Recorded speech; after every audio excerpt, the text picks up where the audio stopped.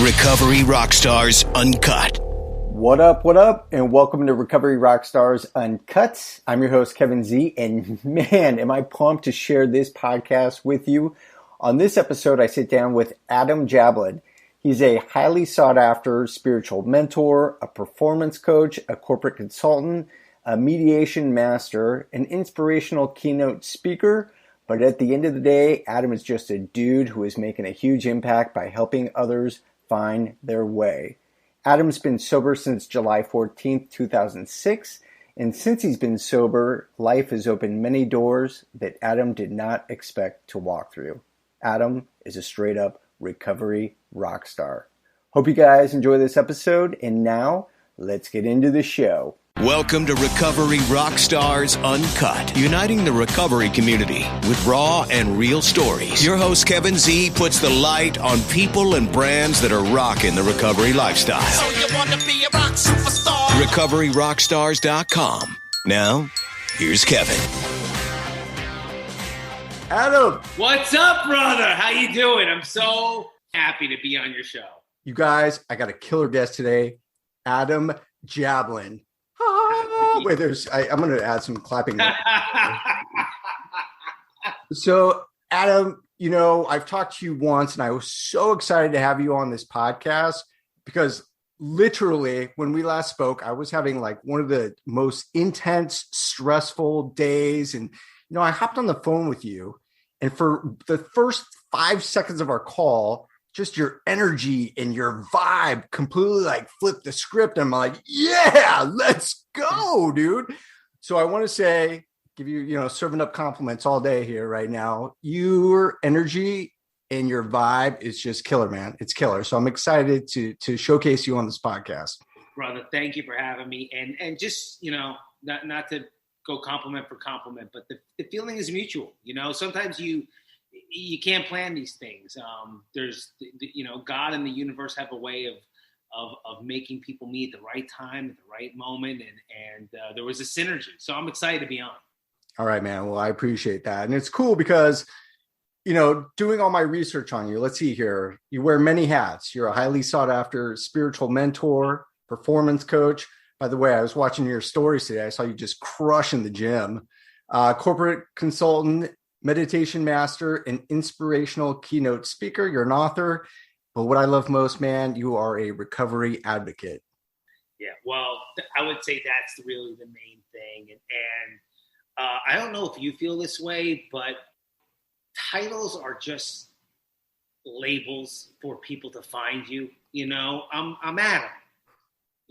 I'm Adam. Yep. And if I could be the best man I can be and pass on what's been passed to me and really help people get out of their own way, then I'm doing my job. I'm doing my job. Absolutely. That was interesting. I went this past weekend. I hung out with one of my buddies. It's a newer friend. And, we had that same conversation. We just strip away titles. At the end of the day, we're just people here to help each other. I'm not Kevin, consultant. I'm just Kevin, regular dude who has this podcast that wants to reach out and connect and help others. Right? Yeah. So, I really do find it a way to just for people to find you and I. Yeah. But I'm Adam. Yeah. Adam. I love it. Hey, Adam, I'm Kevin. Nice to see you, brother. Yeah, good to see you too. All right, man. Before we get into your story, I want to do my Recovery Rockstars rapid round to get to know you. Sure. You ready? First question. Favorite movie? Oh, A Few Good Men. Oh, that's a great one. I just saw that the other day. Favorite book? That's tough. You're supposed to say Lotsaholic. No, that's so self-serving. I'm going to go with the Big Book of Alcoholics Anonymous. Okay, love it. You put out a lot of these, so I want to know, what's your favorite quote? Ooh, yeah, man. We went there, dude. We went there. Jeez. You know what? Mine is not the one that people would think. It's not a Rocky. It's not a Michael Jordan. There's this line in the original Superman, the original with Christopher Reeve, and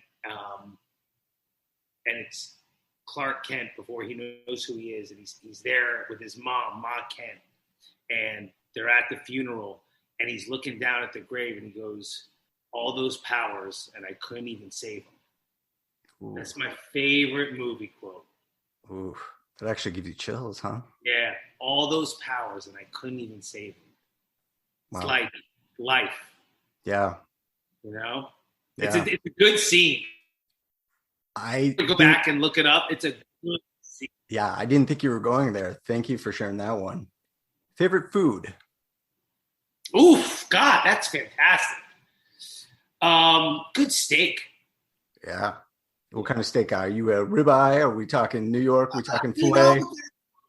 I love a good filet. Love a good filet. I think it's the mood. I would take a good filet, a nice filet. All right. Do you have a hidden talent? Nah. Nah, dude. They're all out there. Everything about me is pretty open. Nothing comes to mind. No. All right, man. Last one. Who was your biggest influence in life? 100% Dion. Dion DiMucci, who I've told you about, rock and roll Hall of Famer, legend, but it not because of his career in music. It's been the lessons that he's taught me, that he's passed down on to me, his love, he's like a father, and he's somebody I really try to emulate. I don't want to get too emotional, but I wouldn't be the man I am today without D. All right, D. That's a shout out to you, buddy. That's pretty amazing. Yeah, that's awesome. I love that you have that mentorship and that he's completely changed your life. Oh, it's unbelievable. Yeah. Well, I want to get into your journey here because it's pretty remarkable what you're doing, which we're going to talk about. We're going to talk about the book. We're going to talk about your project right now, the Hero Project, but your sobriety days. So you've been sober since July 14th, 2006. Yes, sir. That's huge, man. Where are you from originally? Talk to me. I want to learn about your childhood, how you grew up. Where are you from? Sure. So I was born in New York. I grew up in Tenafly, New Jersey in the 80s.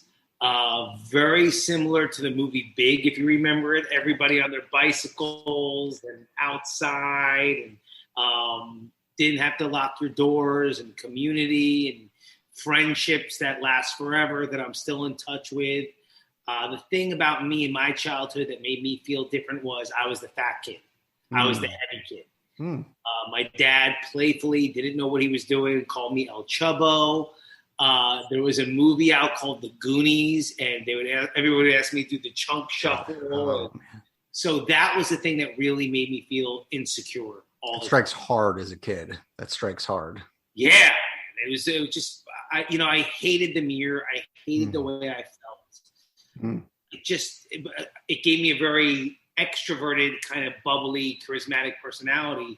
And I think a lot of the comedians that are like that, I think the idea is I want you to laugh with me instead of at me, or let me, it makes you almost a people pleaser.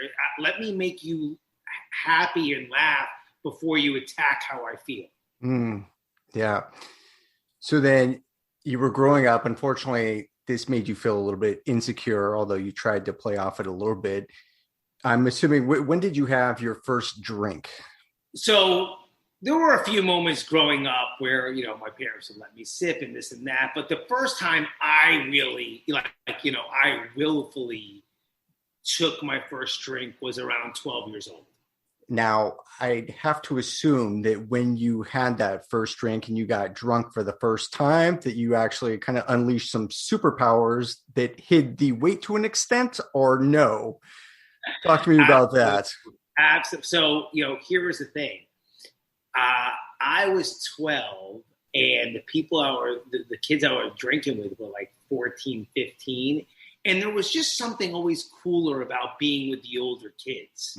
So it wasn't just the drinking and it fixing something inside of me that I did not know was broken. But there was this feeling of like freedom and independence and being cooler, and, not cooler as in, I want to be cooler than somebody else, but I just felt being with the older kids made you feel more like a guy, you know. You felt like I was one of the guys. Yeah. And I chased it. I just chased it. Well, I know what you're saying because I had a sister who was 2 years older, and every time I rolled with her crew and the guys and the girls, I felt cool. Right? That's all you feel is cool. Yeah. And all of a sudden you see them drinking and smoking. You're like, oh yeah, let's get after it. Woohoo! Drinking and smoking. Yeah. It just felt cool back in the day. Did you have any struggles with your weight in terms of eating disorders growing up? Was that something that was constantly... And here's the thing. Like, I could show you pictures and you'd be like, oh yeah, you were a chunky kid. But things have just accelerated so much in the last 30 years that, like, I was the heaviest kid in my class. The obesity of what today is, no, it wasn't that. I was chunky. I was heavy. I had a couple of rolls. Yeah. But it wasn't like there was no disorder yet. There was none of that. It was just I was the fat kid in the class. Yeah, yeah. So take me through the drinking again. So we started at 12. You were hanging out with the older kids, the 14. How did things unfold through high school, and what happened after high school? So what happened with it all kind of goes hand in hand, because what happens is I'm hanging with the older kids. The older kids are starting to lift weights. They introduced me to the weight room. Mm-hmm. I fall in love with it. And in 4 short years, I go from being the best built kid, the worst fat kid, to the best built kid in the class. You know, I went from kids asking me like, how many Oreos did you eat last night, to like, dude, how much can you bench?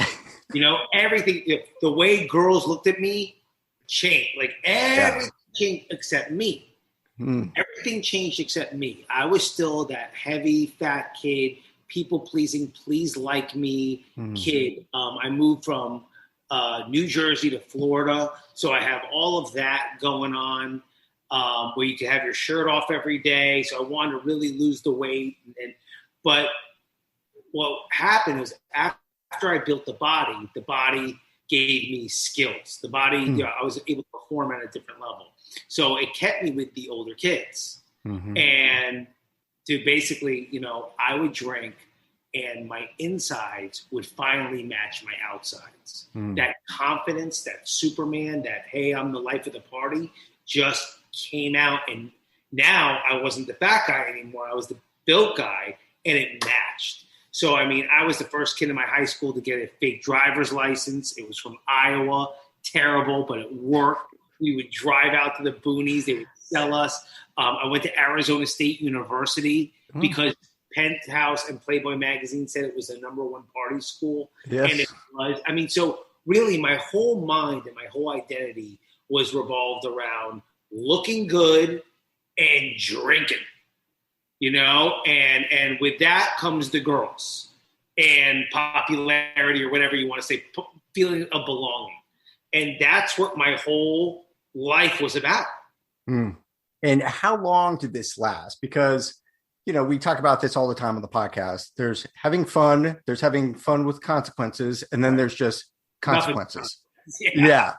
So I get, I mean, we've experienced it. I was the same way. I actually went to U of A, and, back in the day, I used to work out like crazy and have fun and party and drink. And, that's where I felt my most confidence. But then all of a sudden it's like, this isn't so fun anymore. This is extremely depressing. What am I doing? Who am I really? And you're always trying to find yourself and who you are. How long did your, quote unquote, fun drinking career last before you said, shit, Adam, I might have a problem? Well, it's funny. I always had that little voice in the back of my head kind of telling me I'm a little extreme. But I was Captain Denial, bro. Like I really bought my own shit, and I even so college, I got a DUI, did my 48 hours in jail, did my course. And I go to my career where it's work hard, play hard. And I felt like drinking was my reward for being so driven. It really wasn't until I met my now ex-wife that I started realizing that this is a problem. That this is a problem because I always had an excuse. Like, I'll give you an example. I would wake up with the worst hangovers and the most upset stomach, and I'm taking Pepsid AC and Tylenol, and I would sweat it out. But I was in such denial that I would always blame the food. Mm-hmm. Or something. I mean, like, I overate like, it was never the 15 tequilas I drank. No, it was this, or I'm too tired. Now, inside, do I know what it was? Of course. But once I started getting the consequences of constantly fighting, now she hates my drinking. I'm hiding bottles everywhere. I'm hiding pills. And now when you start hiding it, you're craving it more. You're obsessing about it more. And you're forgetting where you put certain things, and you keep checking it. It just becomes a full-time job. I used to have a truck, and in my truck I would have a whole slew of uppers, downers, screamers, laughers, Listerine, gum, everything to Visine, everything to just cover up what I wanted to do. So was I aware? There's always that little voice in you that knows that you're out of control. But I just kept thinking, well, tomorrow or next time, or, it's not the drinking, it's drinking and Xanax. No, it's not the drinking and the Xanax. I got to stop taking those goddamn Percocets before I work out.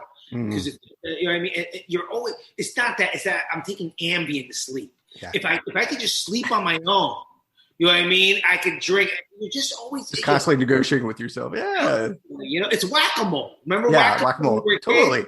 Yeah. So this one comes up, and then this one pops up. So I just couldn't stop. It was torture. Yeah. And then it's mentally torturous, and it just goes to insanity. So it was just spiraling, it sounds like. When did you finally get sober? How did you get sober? Yeah, sure. I walked into an intervention after a huge fight with my wife. But I walked into an intervention, and I didn't really know what it was. The show wasn't out yet. But there was something so humbling about it. There was something and it was all my loved ones, and everyone I'd let her, my interventionist, who is still now a dear, dear friend, like an angel. Michael Walsh was there. And hearing these letters saying the good things about me, but they all said, like, but we know. And it just, I don't know, it just diffused me. Something inside of me, and I still think, Kev, not to sound weird, but I believe in God's divine timing. I'm telling you, if you would have had that intervention one day earlier, I still had enough fight to be like, go fuck yourself. You know what I mean? Like, you're gonna, you want me to stop drinking? Why don't you get on a fucking treadmill? Why don't you stop bitching? Why don't you get a better career? You know what I mean? I still had just enough fight to be like, you want to look at me? You want to pick on me? You know what I mean? Are you crazy? You know what I mean? Look at your career. Because I had the money, and I had the bottom, and I just had everything enough on the surface to be like, who the hell are you to look at me and what I do? But that day, I was defeated. I just couldn't put up the charades anymore. So that's where my whole journey really began. Before the intervention, first of all, thank you for sharing that. Before the intervention, did you try to get sober? No, never. No. I tried to slow down. I tried to control it. I didn't even know what recovery was. For me, now I get to meet all these people, but for me, at that time, there was no iPhones. Recovery wasn't as, I believe in today's day and era, even though there's still a stigma, where it's more accepted. It's becoming more, oh wow, you're in recovery. Tell me, you know what I mean? It's more of a conversation. At that time, it was like Britney Spears, Paris Hilton. It felt like, I remember being like, oh, I'm one of these people. And the one person that I knew that I had respect for was Robert Downey Jr. That was the one person in my mind where it was like I had a profound respect for what he was able to rebuild. But other than that, like, to me, rehab, I used to stay, if I knew somebody in a bar had gone to rehab, I stayed away from them like they had the plague. Like, oh my God, fuck that. You know what I mean? Like, so it felt like, I don't know. I was so foreign to the whole idea of getting sober. Yeah. You have a very good point, because nowadays, I mean, there's, of course, still a stigma associated with it, but people are willing to talk about it. Yeah. And you realize from a public perspective, like, oh, that guy's exactly like me. That's okay. He looks like me. He's in the same career path as me. Okay. I resonate with him. I want to go back to the intervention, because it's something, to me, it's just that higher power that had it on the exact day that it happened when you were ready to surrender. That kind of gives me chills when you were talking about it. One day earlier, I can hear you, fuck you. Yeah. How do you think you are telling me that I have a problem? Be a good parent, or go do this, or go do that. That's pretty amazing that the timing just was right at that breaking point. But tell me about what happened after the intervention. Did you go to AA? Did you go to a treatment center? How did things unfold after the intervention? As a matter of fact, usually when I give my talks, the meat of my talks are right now. It's really the first. I went into this treatment center with the idea, like, this is how I went in. I'm going to be the most dedicated, disciplined, determined patient that they've ever seen. And within 2 or 3 days, they're going to go, there's nothing wrong with this guy. It's got to be his family or the job. And that's what I did. I went in with this determination. And everything slowly started backfiring on me. I thought there were cameras on me the whole time. I thought, like, okay, if I break protocol, I don't go along with the way they're doing things here, then they're gonna keep me. They're gonna keep me for the full 28 days, and I gotta get the hell out of here. So, but I'll never forget the first time I'm in the group. This is day one, and everyone, I'm the new guy, so you go last, and everyone's in a circle, and everyone's like, hey, I'm Matt, I'm an alcoholic. Hey, I'm Chris, I'm an addict. Hey, I'm Dave, I'm an alcoholic and an addict. Hey, I'm so-and-so, I'm a blah. And it came on to me finally, and I said, hey, I'm Adam, I'm an alcoholic. And it was hard for me to spit out, like I'm an alcoholic. But when I did, this big 600-pound gorilla jumped off my shoulders, and I could breathe. Right, I was like, "Oh my God!" Like, you ever seen the movie The Sixth Sense? Yes. Do you remember when Bruce Willis at the end realizes he's dead, and the whole movie makes sense? Okay, yes. I said I'm an alcoholic, and I was like, "Whoa!" That's why I wrote 15 letters to my wife while stop drinking. That's why I got a DUI in college. That's why I went to Arizona State University. That's why I jumped off the bridge that day. That's why I took my pants off there. That's what, like, everything just started making sense. I started realizing this is why I do what I do. This is why I behave how I behave. This is why I think the way I think. Like, everything in my life made sense in 1 second. And then within a second, Kevin, I was like this. Now what? Like, how do I watch the game with my dad? How do I see my friends? Everything in my life revolved around drinking. Mm-hmm. So, like, I almost felt like this euphoric, like, oh, now I know what I am, now I understand, to, oh, fuck. Oh, my God, what does this even mean? I'll never forget asking my counselor, I go, I'm like, does this mean I can't have a glass of champagne at my daughter's wedding? And he looked at me so strangely. And he was like, how old's your daughter? And I'm like, she's 6 months old. And he goes, only an alcoholic would worry if he could have a glass of champagne at his 6 months old daughter's wedding. And that cracked me. So I go in with this idea to be the most dedicated, determined, disciplined rehab patient, and everything I'm learning backfires.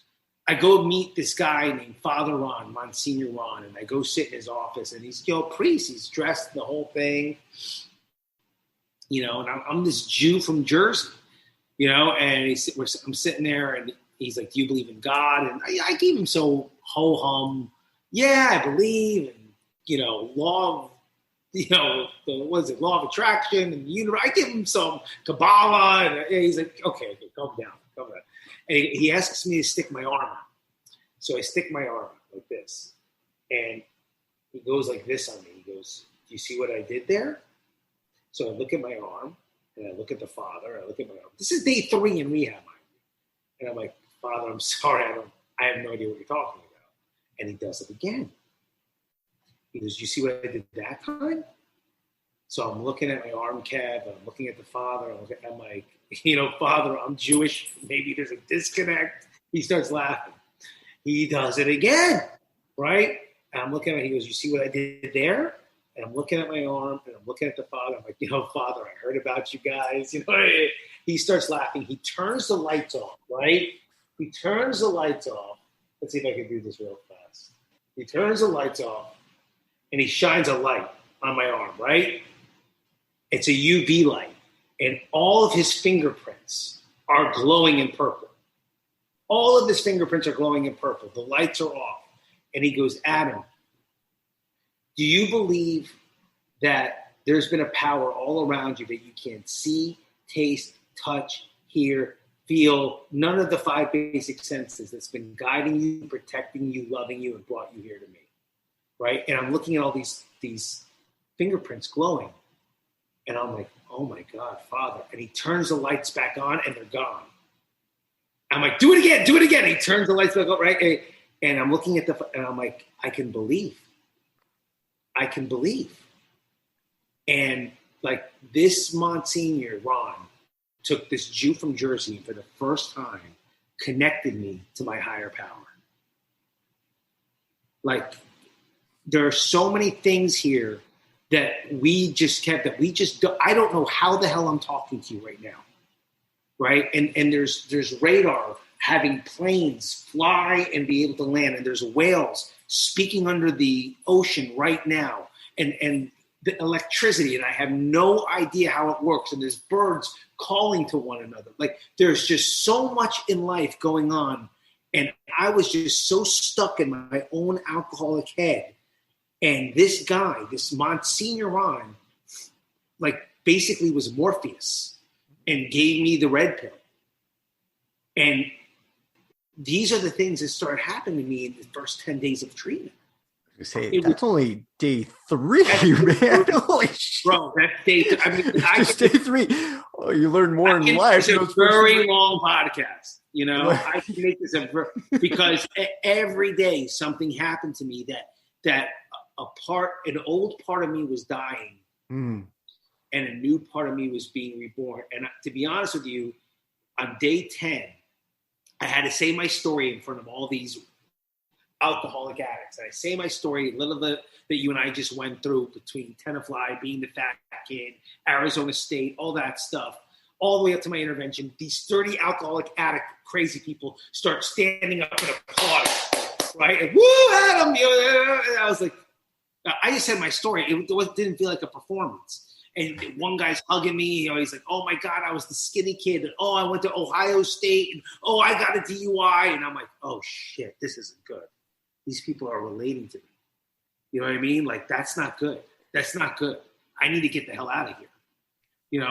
This isn't good. And that night was my moment. I had what many people call like a very profound spiritual experience. To me, I call it a panic attack. I felt like I was dying. I couldn't breathe, Kevin.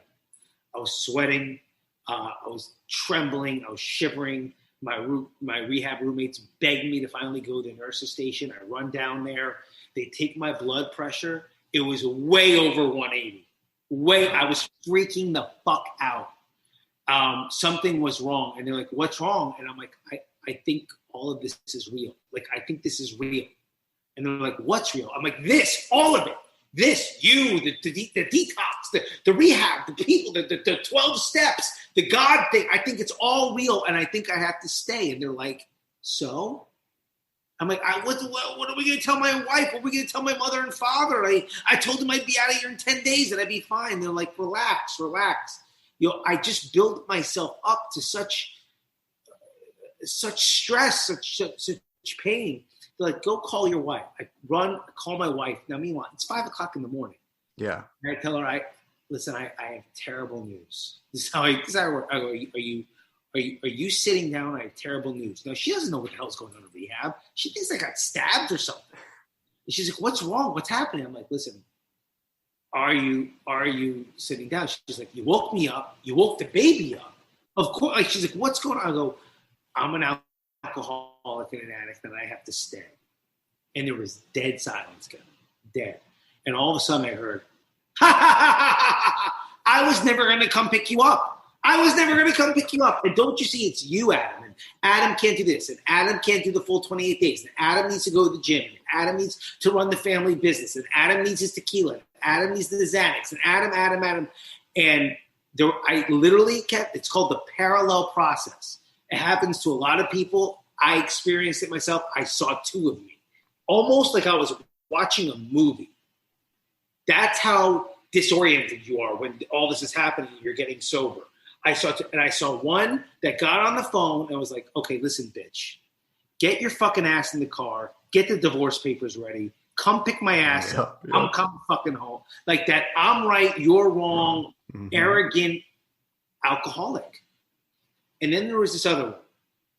And I didn't know if this other Adam was poor, divorced, baptized, wearing a yarmulke. I didn't know but I knew he was sober. That's the only thing I knew. And I jumped into that Adam with both feet.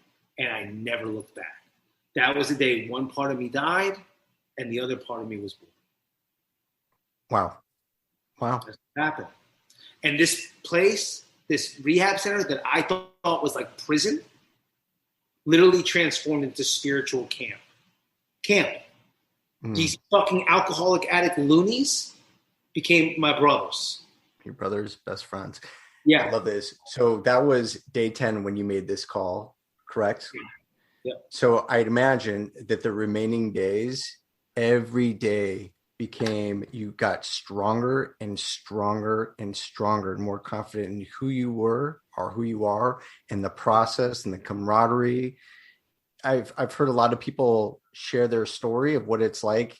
And for you to tell me what you just did, I love the way that you explain how this process worked, the two parallels, who you didn't know, who you now are, and you wanted to be and chose that path. I mean, it's fucking powerful, dude. It is so powerful. I do want to go back to the point because, you know, when you raised your hand, you were talking and all of a sudden you're like, shit, you admitted for the first time that you're an alcoholic. And all those questions came to mind because I know somebody who is struggling with addiction right now has that question. It's like, fuck, what am I going to do? I look at my friend group and guess what? Oh, the NBA playoffs are on right now. Oh, when I go watch the Lakers and Suns play, all I'm going to do is go meet my friends and have cocktails. Or, oh, I can't hang out with this group or go golfing or this or that. What's your piece of advice for them? Is it like just mellow one day at a time? I mean, that's, you know, I know that's the mind of an addict and how they think. As soon as I say I'm an addict, I have to get sober, I'm never going to have fun anymore. No ifs, ands, or buts. My life is over. Well, depending where they are in their journey of if they're an alcoholic, if they're an addict, if they're just a heavy user, if it's just becoming a dependency, what they have right in that minute is a moment of clarity. It's a moment of clarity. It's a very overused term, but that's what that is. But what happens is that window opens, and if you don't jump through it, it slowly closes to the point that you're going to go to the bar, you're going to enjoy the playoffs because you didn't jump through, you didn't see what's on the other side. And hopefully, if you stay alive, if everything works out for your favor, it will open again. I can't tell you when. 2 years from now, 3 years from now, 5 years from now, 10 years from now. Hopefully you're around that it'll open again. Maybe you're a father at that time. Maybe you're a mother at that time. Maybe someone's dying of cancer at that time. But the window will. But again, if you don't jump through, it's slow. So if you have that moment of clarity, do something. Do something different. I'm not saying go to AA. I'm not saying go to rehab. I'm saying do something different. Challenge yourself. Challenge your ideas and your beliefs. Because this is a moment that you're seeing yourself clearly for the first time. Reach out for help. Tell a friend. Tell the buddy that you're going out with. Tell your best buddy that you're going out with. Hey, listen, I don't share a lot this with you, but like I gotta tell you something. I'm worried. I want to go out tonight, but can you just help monitor me? Like, just watch out after me. Good piece of advice. That's the first step. That's, you know what I mean? It's an awareness. But if you don't share it, if you don't get it out of your head into the ether to somebody, it's going to stay in your head until the window closes and you drink again. And I've seen it over and over again. Yeah. And like you've experienced when we first talked, that window closes and a lot of people don't make it back. Yeah. So 28 days you were in the treatment center. What happened when you left? How did you feel? A little fearful getting back into the real world, empowered, ready to conquer the world? The whole thing, man. I felt empowered. I felt scared. I felt new. Do you remember the movie The Matrix? Yeah.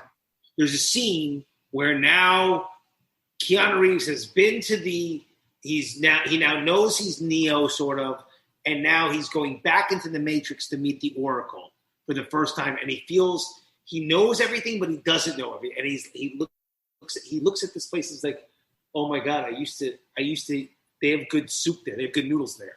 Like, he's seeing it for the first time almost, because now he knows what's real and what's not real. Yeah. Last time he was in the Matrix, he was kind of like, he was part of it. Now he's different. And it was like that. Like, so I would see billboards of beer advertisements and be like, okay, that's not good. And I changed. I mean, I couldn't even use Listerine. I had to use Crest because it had no alcohol. Like, it was like I was back in the world, but I was a different person. You know, I didn't want to go to certain restaurants. I didn't want to eat certain meals. I didn't want to be towards certain people.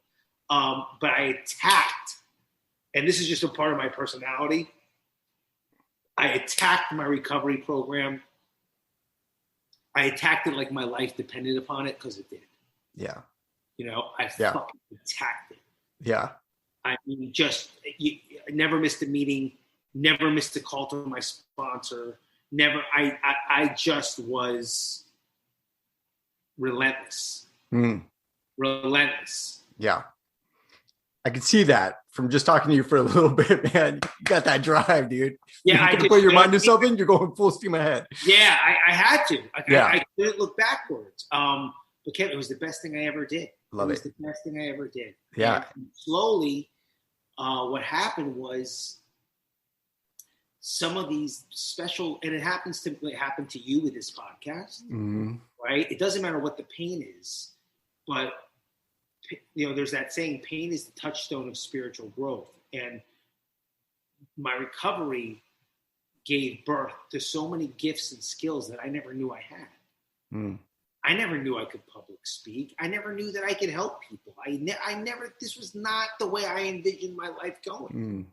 So these strange gifts that were dormant inside of me were coming out. And I never really paid much attention to it like that. I just kept attacking my recovery, but other people started paying attention to it. So one day at a time, 1 month at a time, 1 year at a time, it started with helping people. Then it was helping 3 people. Then it was helping 10 people. Then it was helping 20 people. Then it was helping, then this celebrity wants to work with me. And then this athlete wants to work with me. And then this politician wants to work with me. And then this celebrity told this person about me. And then I'm getting a phone call from over here. Would you be my sponsor when I come into Florida? Sure. And so this thing just happened. Not by my will. Yeah. But just by attacking my recovery. Just by me trying to be the best version of me. You realize how much you have to offer. You've got a lot to offer. I want to get into what you're doing now, but a couple more questions. So for somebody who's listening right now that is struggling, what is your biggest piece of advice for them? Oh, share. Share it with somebody and share it right away. Share it, because once you get it out of you and into somebody else's head, into the ether, you've cut it in half. And now you can actually do something about it. Love it. And in one word, if you can explain what life was like in active addiction, what would that word be? Torture. And in one word, if you can explain what your life is like now that you're free from addiction, what would that word be? Free. Yeah. Just going to let that sit right there, guys. Free. And you guys can't see us right now because this is a podcast, but Adam, he's just got this aura, this glow, and this smile that is so big and bright and lovely right now. So I just want to throw that out, guys. A little play-by-play behind the scene. Thank you. Love it, man. Love it. All right. Because you're doing so many amazing things to make a difference in this world, let's talk about it. Let's talk about the Hero Project. How did this get started? And let's promote you, man. What are you doing? First of all, I appreciate it. I appreciate you asking about it. So the Hero Project is the umbrella that I have of my life coaching. I took this thing dead serious when I decided to do it. So I took every freaking course there was. You know what I mean? Every ICF course, the level 1, level 2, level 3, the mentorship courses, the CCAR coaches, the recovery coaches, anything I could get my hands on. You know what I mean? To learn the NLP. And what the Hero Project is it's my one-on-one life coaching where usually I like at least 3 months, and I build my clients up from where they're at to where they want to be within 3 months. And it's real, and it's very intensive. It's very one-on-one. It's a lot of time, love, passion, attention to my client to where they want to be. And the reason I call it a project is because it's not a program. This is not 12 steps. This is not P90X. This is not one size fits all. I really cater it specifically to each and every client I have, right? Who they are, what's going on inside of them, what's the causes and conditions that made them be who they are now to where they want to be and how they want their life. Hero, because A, everyone can identify with the hero. B, I have a big Superman fetish that I always had to fill. And I really believe that every individual wants to be the hero of their own life. Everybody is the star of their own movie. So it fit. It just fit with my personality and how I treat my clients. Yeah. And I love what you're doing because I feel there are so many of us that are just kind of going through the motions in life, and they know that there is a purpose and a passion why they're here, but they just don't know what it is, and they could be stuck. So you help them get unstuck and really. Yeah, I help them get unstuck. And look, one of the other things I love about it too is I can't even say, I used to think it's a guy thing, but maybe it's just a people thing. I don't know where we got this belief that we need to do everything on our own. Because I got to tell you, once I let somebody into my life, help me have an outside reference to my life, have some direction, everything. And look, the Pope has the clergy. The president has a council. Kobe and Michael had Phil Jackson, Scottie Pippen, and Shaq. I don't know where we got this idea that you're supposed to do it on your own, because nobody does it on their own. Bruce Springsteen has the E Street Band. So wherever we got this idea where I'm supposed to be a it never happened. So I actually now embrace what I am, and I embrace helping other people, because I was the person that mocked life coaches. I used to just roll my eyes at that shit. Is it a guy thing? I wonder if it is a guy thing, because I'm the same way. I have the hardest time asking for help. Yeah. And I think I need to do everything on my own. Yeah. It's crazy. Why do I think this way? I have no idea. I can't pinpoint why I think that way. I don't know. It could even be our generation. I do think there's something more sensitive and empathetic of this new generation. Now, we're getting older, you and I. Sometimes I think they take it a little too far of how sensitive. But I do understand that they all do respect one another, and I don't know. It could be our generation. Yeah, really, I'm not sure, but I can tell you one thing: you go faster alone, but further together. It's always nice to collaborate too. I mean, so we all have such unique skill sets and ideas and thoughts and resources. Why wouldn't we capitalize on that? Why wouldn't we? Let me give you an example. I'm having the time of my life, honestly, just bonding with you right now on this podcast. There was a time when I was running our lace company, the multi-million-dollar lace company, where I would be alone a lot. The factory was running great. The phone wasn't ringing. And I'm up in this beautiful, gorgeous office reading ESPN alone. Yeah. Sad, lonely. The money's coming in. What's the fucking point? Totally. You know what I mean? I couldn't agree more. Yeah. What's the fucking point? Yeah. So I'm going to make a call to action here. You guys, If if you're feeling stuck, you got to reach out to my boy, Adam. Adam, I'm going to call it out. So you have your website where everything's on there, adamjablin.com, ADAMJABLIN.com. Hit him up. If you're feeling stuck, you need guidance, you want to talk about recovery, whatever, he's here for you. I think I overstepped my boundaries. No. Listen, I appreciate it. Call him right now. He's going to call you right back. He's going to invite you out. He's going to fly you down. I'm just kidding. No. And look, I just want to, when you and I first spoke, I didn't get to say it on this podcast, but I want to just really applaud you for everything you're doing. I love what you're doing. I love your website. I love your Instagram. I love the cause. I love that you've been touched by addiction so hard that you are a part of us, believe it or not. You know what I mean? We call you an ally. That's what we call it in recovery. You're an ally. Yeah. And if there's anything that I can do for you in the future, please know I'm here because you're really making a difference. Thank you. Thank you for saying that. It means the world to me.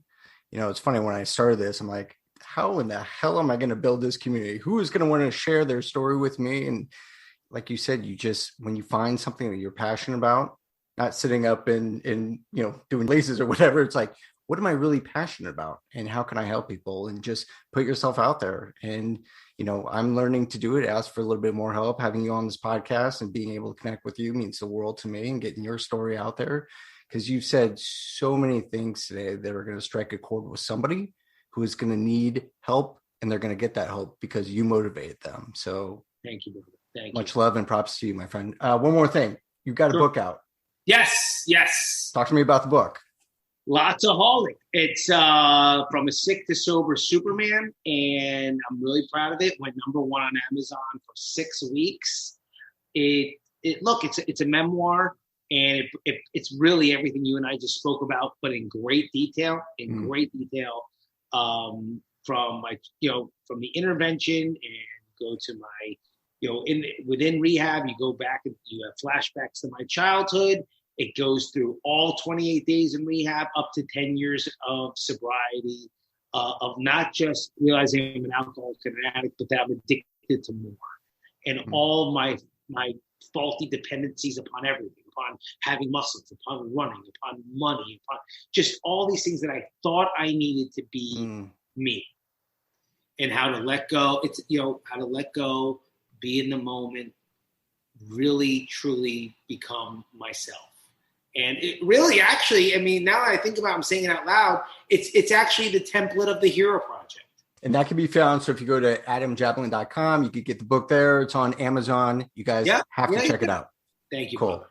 Adam, much love, man. Much respect. Thank you for coming on the Uncut podcast. Thanks for having me, man. Thank you. Thanks for being in recovery, rock stars. I guess today's episode is done. In all seriousness, though, Kevin appreciates you being part of this community. RecoveryRockstars.com. Want to email us? Kevin@RecoveryRockstars.com. Facebook, Recovery Rockstars. Instagram us @Recovery Rockstars. Kevin's wardrobe brought to you by Kevin. Kevin's transportation brought to you by Kevin. Kevin's cable bill paid by Kevin so he can keep this podcast going. Goodbye.